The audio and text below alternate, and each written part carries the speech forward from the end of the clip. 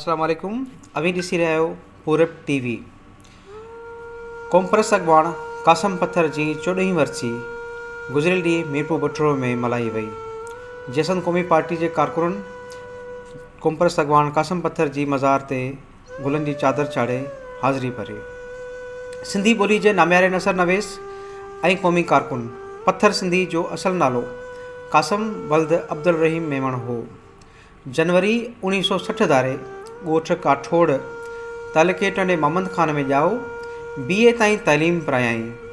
1973 में अवामी तहरीक जे रिसाले तहरीक जो एडिटर थियो। अॻिते हली संदसि नाम्यारे सियासतदान रसूल बख्श पलीजे सां इख़्तिलाफ़ थिया ऐं हिन सिंधी अवामी तहरीक तोड़े तहरीक रिसाले खां अलहदगी इख़्तियार कई।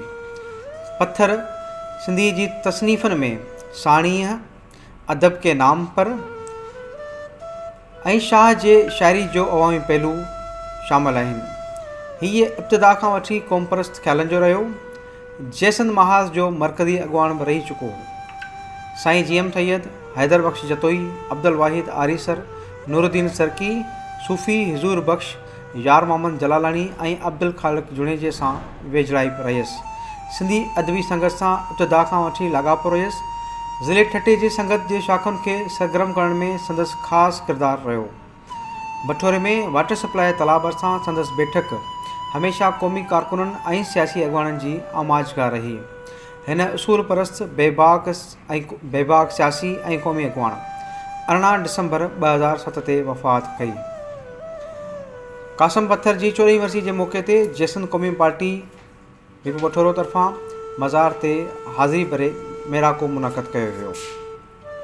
कादर बख्श दौर मेड़ा खे ख़िताब कंदे चयो त कासम पत्थर सिंध जी ख़ुशहाली लाइ पाण पतोड़ियो ऐं सदाई हारियुनि पोरितनि जे हक़नि जी ॻाल्हि कई। जेल भोॻियो, आड़ न मञी पंहिंजी ॻाल्हि ते अटल रहियो। कासम पत्थर हारियुनि पोरितनि जो साथी हो।